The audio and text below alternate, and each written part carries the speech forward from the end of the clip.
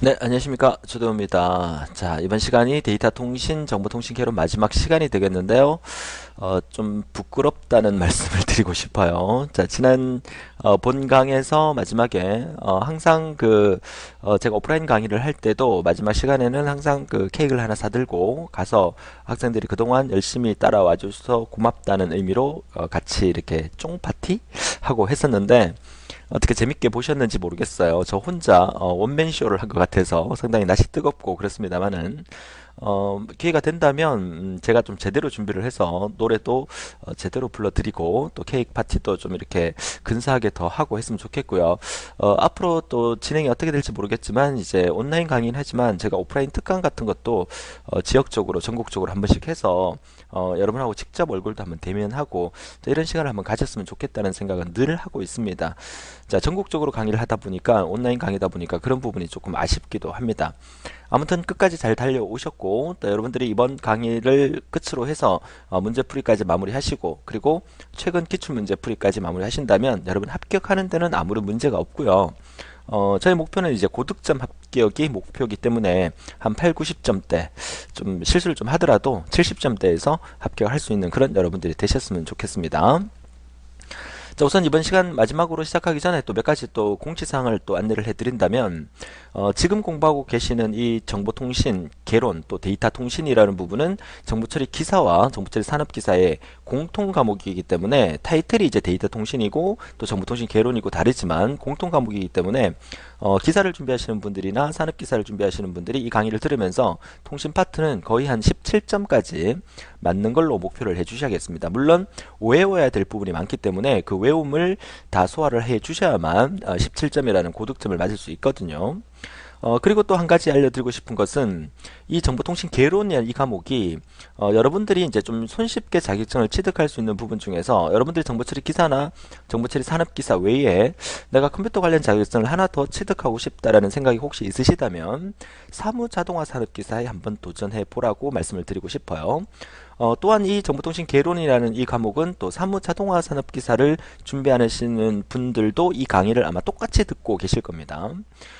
사무자동화 산업기사의 정보통신 개론과 정보처리 산업기사의 정보통신 개론은 문제가 똑같이 나옵니다. 그렇기 때문에 만약에 정보처리 산업기사를 취득하신 분이 사무자동화 산업기사를 취득하실 때는 이 정보통신 개론이라는 과목을 면제를 받을 수 있고 반대로 사무자동화를 취득하신 분이 정보처리 산업기사를 치실 때는 또 이 정보통신 개론이라는 과목을 면제를 받을 수 있어요. 그 사무자동화 산업기사 자격증의 과목은 총 4과목입니다. 우리 정보처리는 5과목이지만 사무자동화는 4과목이에요. 그 첫 번째 과목이 사무자동화 시스템이라는 과목, 두 번째 과목이 사무경영관리 개론, 세 번째가 프로그래밍 일반, 그리고 네 번째가 바로 이 정보통신 개론이라는 거죠. 그러니까 여러분들이 뭐 일단 정보통신 개론 과목을 들었기 때문에 좀 쉽다, 점수가 좀 높게 나온다라고 생각한다면 사무자동화 산업기사도 한번 도전해 보시고 또 사무자동화 산업기사를 준비하시고 따신 분들은 또 정보처리 산업기사에 한번 도전해 보시고 이런 것도 하나의 방법이 되지 않을까. 그러면 여러분 이력서에 그죠 스펙이 한 줄 더 늘게 되는 거니까 이왕하는 김에 자신감이 생기셨다면 사무자동화 산업기사에도 한번 도전해 보라고 말씀을 드려요. 물론 사무자동화 산업기사 같은 경우에는 실기시험 자체가 엑셀, 액세스 파워포인트라는 세 가지 프로그램으로 직접 컴퓨터로 작업하는 작업형 실기시험입니다. 그 실기시험이 좀 부담스럽 수는 있겠지만 여러분이 잘 알고 계시는 뭐 컴퓨터 활용 능력 시험에 비해서는 사무자동화 오히려 더 쉽다라고 실기가 더 쉽다라고 말씀을 드리니까 시간 되시는 분, 또 관심 있으신 분들은 또 기자 친구로 전화하셔서 또 시험 일정이나 또 시험을 어떻게 준비하면 되는지 물어보시고 준비를 해주시면 좋겠다라고 말씀을 드려요. 자격증이라는 것은 보험이라고 말씀드렸죠.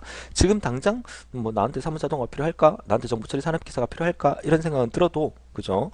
따놓게 되면 언젠가는 그 자격증 때문에 여러분들이 빛을 발하는 그때가 반드시 오게 됩니다. 보험이죠. 자, 그래서 뭐 강의 마지막 시간이었기 때문에 여러 가지 얘기를 좀 해드렸는데 나름대로 여러분 계획 잘 잡으셔서 이 자격증이 여러분 인생의 목표는 아니지만 이 자격증을 취득함으로써 자신감을 얻고 앞으로 하는 모든 일에 더 잘 됐으면 좋겠다는 생각을 늘 가지고 있으니까 그런 제 마음을 좀 이해해 주셨으면 좋겠다라고 말씀을 드리고요. 자, 서론이 길었다. 그죠? 자, 이번 시간에 문제 풀어볼 것은 마지막 단원의 인터넷 그리고 뉴미디어, 멀티미디어에 관련된 문제를 간략하게 풀어보도록 하겠습니다. 자, 1번 문제는 이동통신망 중에서 여러 사용자가 전송 매체를 공유하여 데이터를 송수신하는데 다중 액세스 기법과 관련이 없는 것은, 자, 다중 접근 기법이라는 의미죠. 자, 그 의미가 이제 CDMA 기법. 이거는 우리가 이동통신망에 관련된 문제를 풀고 있는 거예요. 그러니까 앞에서 제가 CDMA라는 게 그 틀린 답으로 잘 나온다라고 앞에서 한번 말씀을 드렸었죠. 지난 그 문제풀이 시간에. 그래서 CDMA라는 것은 코드 분할 다중화기를 의미하는 거고, FDMA는 주파수 분할 다중화기를 의미하는 거고, TDMA는 시간 분할 다중화기를 의미하는 거죠. CSMA, CD는 이거는 매체 접근 방식 중에 하나였죠. 그래서 이거는 뭐 이게 이동통신망에는 전혀 관련이 없는 얘기가 되겠습니다. 정답은 나번이 되겠고요. 자, 2번 문제는 다수의 타임 슬롯으로, 타임 슬롯이니까 시간을 분할한다는 의미겠죠. 그래서 시간 분할 다중화 장치의 가번이 정답이 되겠어요. TDMA라는 거, T가 타임의 약자가 되겠죠.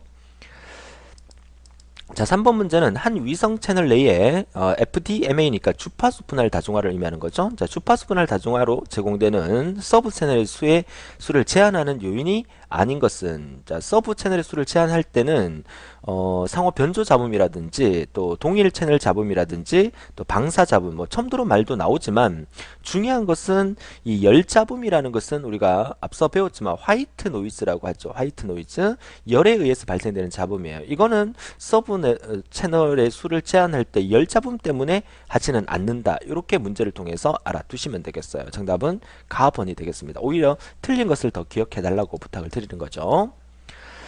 자, 이어서 위성통신망에 관련된 문제를 보도록 하죠. 7.5단원이 되겠습니다. 자, 위성통신 시스템의 구성요소는 아무래도 위성통신을 하고 있으니까 그 구성요소가 지구국이 당연히 있어야 되겠고, 또 채널이 있어야 되겠고, 통신할 수 있는 위성이 있어야 되겠죠. 트랜스포터, 이거는 아니죠. 연결장치를 의미하는 건데, 지구국과 채널과 통신 위성 세 가지가 존재해야 된다는 거 문제를 통해서 봐두시기 바라고요. 자, 이어서 7.6단원의 초고속 정보통신망을 보도록 하죠. 자, 초고속 정보통신망은 오늘날 우리는 초고속 통신망 시대에 살고 있습니다. 자, 최근에 고속통신을 위해 각광받는 기술로서 양쪽 방향의 전송 속도가 서로 다르다. 여기서 최근이라는 말 이거 빼야 됩니다. 그렇죠? 요즘이 어떤 시대인데, 정답이 가번의 ADSL인데 이 ADSL의 특징만 우리가 이 문제를 통해서 기억을 하죠. ADSL의 특징은 뭐냐면 양쪽 방향으로 전송 속도가 서로 다른 특징을 가진다. 다시 말해서 이 ADSL은 비대칭이다 라는 말이죠. 그래서 제가 그 지하철에서 지하철 계단을 본강에서 예를 들었는데, 지하철 계단에서 올라갈 수 있는 계단과 내려올 수 있는 계단에서 내려오는 계단을 좁게 만들고 올라갈 수 있는 계단을 넓게 만들어 놓는 이유가, 지하철에 도착했을 때 한꺼번에 사람이 우르르 내리기 때문에 올라가는 폭은 넓게 만들고 내려오는 폭은 띄엄띄엄 내려오기 때문에 좁게 만드는 거죠. 우리 통신은 또 반대가 되겠죠. 왜냐하면 우리가 보통 인터넷 사이트에 접속해서 업로드하는 것보다 다운로드하는 경우가 더 많잖아요. 그래서 다운로드 속도를 높이고 업로드 속도를 조금 줄이는 형태, 그러니까 비대칭 구조를 갖고 있는 게 ADSL이다라는 특징을 갖고 있는 거죠. 근데 ISDN 다음으로 이 ADSL이 나오면서 초고속이다 이렇게 얘기했는데, 오늘날은 그 광랜을 쓰고 있기 때문에 이 ADSL은 옛날 거가 돼버렸죠 벌써. 그러니까 자고 나면 바뀌기 때문에 이런 문제는 앞으로 출제가 되지 않을 겁니다. 혹시 ADSL에 대해 출제가 된다면 이 비대칭 구조라는 말로서, 서로 다른 특징을 가진다는 말로서 출제될 수는 있지만 최근에 각광받는다는 말은 빠지게 될 겁니다. 자, 이어서 7.7단원 인터넷 부분이 있죠. 자, 다른 네트워크 또는 같은 네트워크를 연결하여 그 중추 역할을 하는 네트워크로 보통 인터넷의 주가 되는 기관망을 일컫는 용어를 우리가 뭐라 하느냐, 이걸 우리가 백본이라고 합니다. 자, 문제를 통해서 자, 백본이라는 용어 잘 알아두시기 바라요. 자, 이번 문제는 역시나 인터넷 웹브라우저, 우리가 쓰고 있는 인터넷 익스플로어 또는 구글 크롬 이런 것들이 웹브라우저라고 얘기하죠. 그러니까 웹브라우저에서 지원하지 않는 서비스는, 웹브라우저에서 우리가 전자우편 가능하죠. FTP라는 파일 전송 프로토콜, 파일을 전송할 수 있습니다. 웹브라우저에서 우리가 HTTP 땡땡 슬래시 하고 www 쓰잖아요. 그죠? 맞는 말이고, 이거는 아니죠. SNMP는 아니고요. 그래서 정답은 이메일, FTP, 그리고 HTTP 서비스 이런 것들이 웹브라우저에서 가능하다. 이렇게 정리를 하시면 되겠고요. 자, 3번 문제는 우리가 인터넷 주소를 의미하는 거죠. IP 어드레스, IP 주소인데, IP 주소는 버전 4가 있고 버전 6가 있습니다. 그 중에서 우리가 오늘날 아직까지도 많이 쓰는 게 버전 4인데, IP 어드레스는 32비트 바이트의 크기로 8비트씩 4개의 필드로 분리해서 표기한다. 이거는 버전 4에 대한 의미를 나타내고 있는 거예요. 또 IP 어드레스는 32비트로 표시되면 총 32개가 된다. 그러면 이건 말도 안 되는 게 IP 주소는 고유의 컴퓨터의 주소인데 32개밖에 표현이 안 된다면 말이 안 되죠. 그렇죠? 32비트로 구성되기 때문에 2의 32승계만큼 표현이 된다. 이렇게 해야 맞겠죠? 정답은 나번이 틀렸고요. IP 어드레스는 A 클래스가 있고 B 클래스가 있고 C 클래스 있는데 A 클래스의 경우는 이만큼을 표현할 수 있고 B 클래스는 B 클래스는 256 곱하기 256만큼을 표현할 수 있고 C 등급은 256만큼 표현할 수 있다는 거 기억하시고요. 자, 4번 문제는 IP 주소에서 한 개의 C 클래스는 32비트의 길이로 8비트 호스트 비트 식별자를 갖는다. 이때 최대 몇 개의 호스트 주소를 가질 수 있는가? 아까 말씀드렸죠. 여기서는 지금 무슨 클래스? C 클래스를 묻는 거죠. 자, C 클래스 같은 경우는 얼마? 256개를 갖고 있다. 정답은 나번이 되겠죠. B 클래스는 256 곱하기 256. 그리고 A 클래스는 256 곱하기 256 곱하기 256. 요거 단계별로 외워두시면 되겠습니다.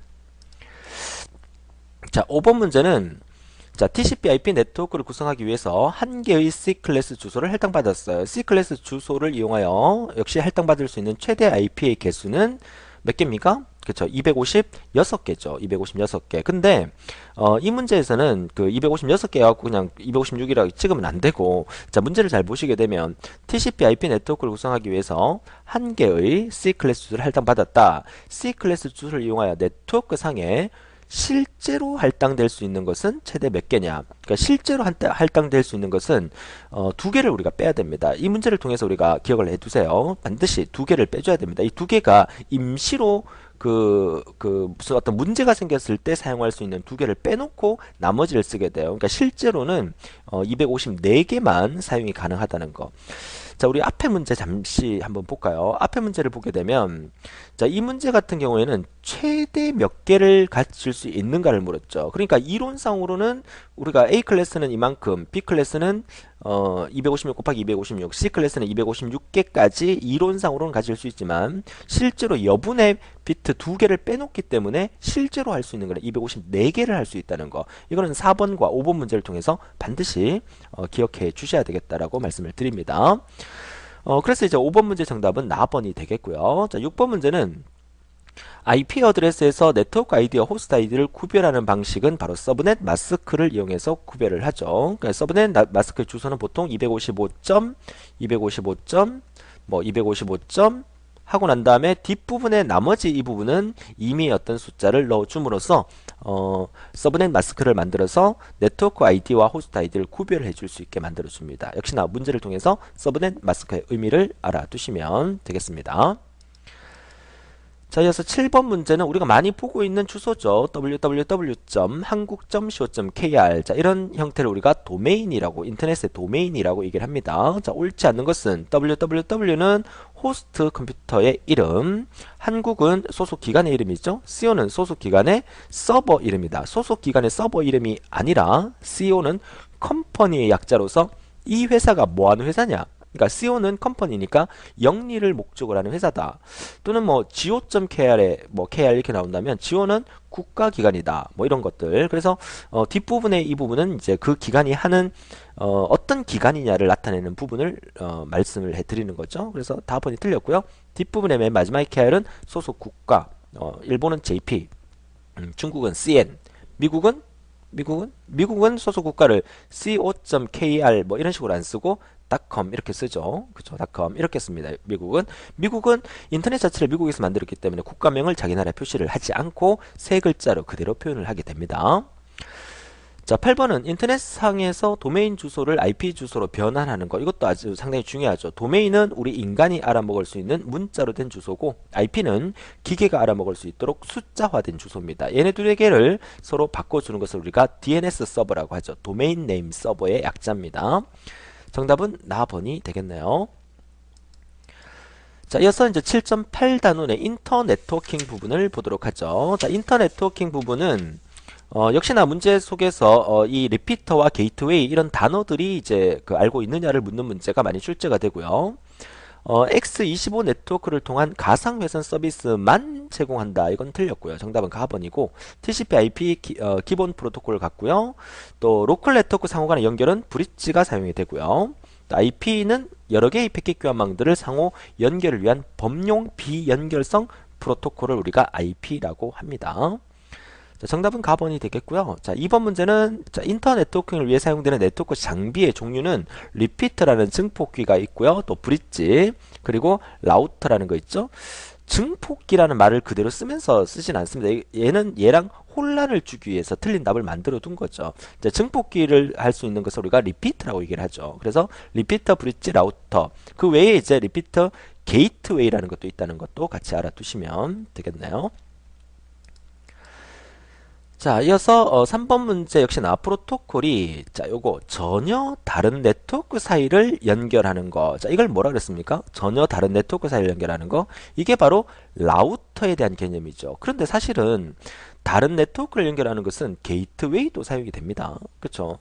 자, 우리 교재를 잠깐 한번 볼까요? 자, 교재를 잠깐 한번 보면 라우터에 대한 개념을 보면 두 개의 서로 다른 형태의 네트워크를 상호 접속하는 이렇게 돼 있죠.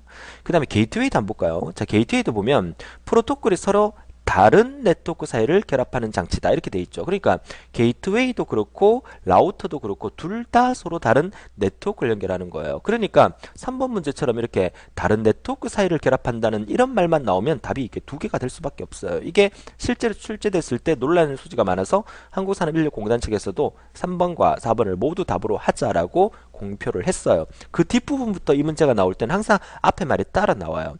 라우터라는 말은 두 개의 서로 다른 형태의 네트워크를 상호 접속하는 계층이고 또 3계층에 이제 접속하는 3계층이고 그러니까 네트워크 계층에 속하는 장비로 사용된다라고 조금 더 구체적으로 문제가 출제가 되고 있죠. 그러니까 다르다는 말의 의미를 가진 것은 라우터 게이트웨이 둘 다 똑같다는 의미를 같이 알아두시면 되겠어요. 3번 문제는 정답을 두 개로 보시면 되겠어요. 이런 문제는 잘못 출제된 문제이기 때문에 실제로는 앞으로는 출제가 안 될 가능성이 더 높습니다.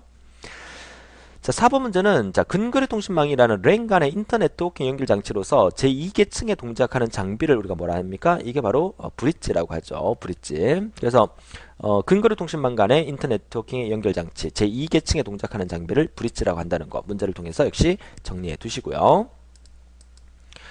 자, 5번 문제는 5개의 서브넷 브릿지를 이용할 때 전송 가능 회선은 몇 개가 필요한가 라고 물었죠. 자, 5개의 서브넷 브릿지를 이용한다. 자, 전송 가능 회선은 어떻게 된다? 이거는 뭐 따로 공식이 있는 게 아니라 서브넷 브릿지가 5개이기 때문에 실제로는 브릿지가 5개, 하나, 둘, 셋, 넷, 5개가 있다면 이쪽에 이렇게 연결이 되겠죠. 이렇게 연결되다 보니까 총 전송하는 회선은 몇 개가 된다? 10개가 된다는 거죠. 뭐 물론 이게 회선이라는 말로 붙이기는 뭐 하지만 브릿지가 있으니까 그 회선이 이쪽 회선 1개, 이쪽 회선 1개를 연결하는 브릿지가 연결되는 거죠. 그래서 양쪽의 회선이 2개가 연결된다는 의미가 되겠죠. 그래서 10개가 된다고 보시면 되겠습니다.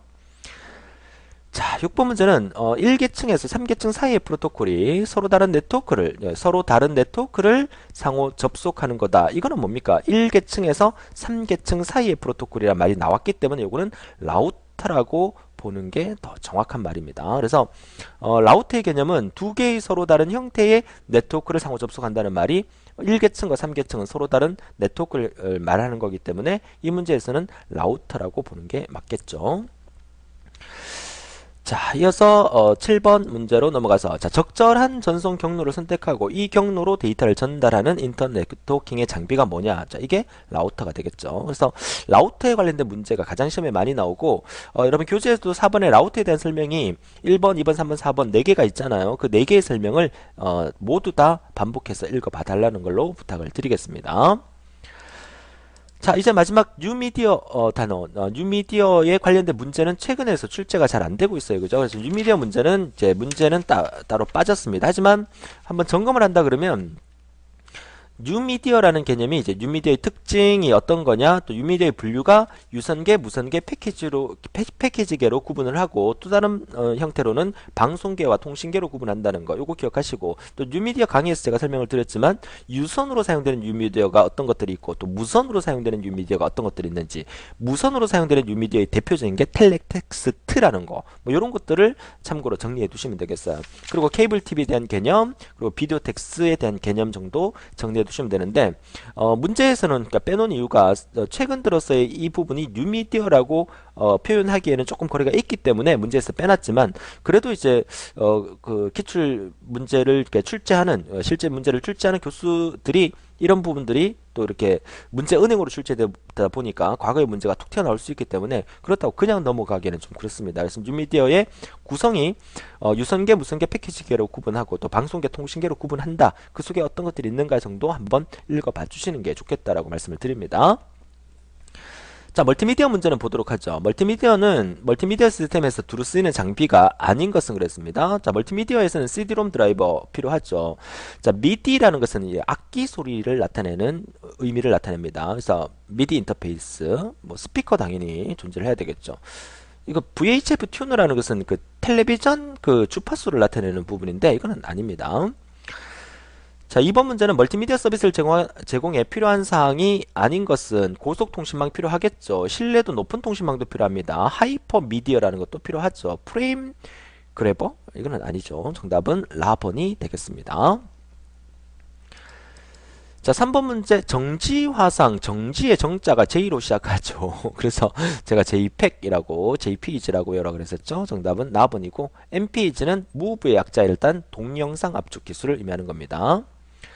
자, 마지막 문제 동영상 압축 기법으로 사용되는 방법이 아닌 것은 자, 이거 문제를 통해서 알아두는데 MPEG 당연히 동영상이 있죠. DVI 여러분 동영상 그 보는 거죠. H261도 마찬가지인데 요 PKGB라는 것은 요거는 그 압축 프로그램입니다. 압축 프로그램인데 여러분 여러분들이 많이 알고 있는 거는 왜 R집 이런 거 있죠. R집. 그죠? R집 또는 윈집 또는 빵집 이런 거.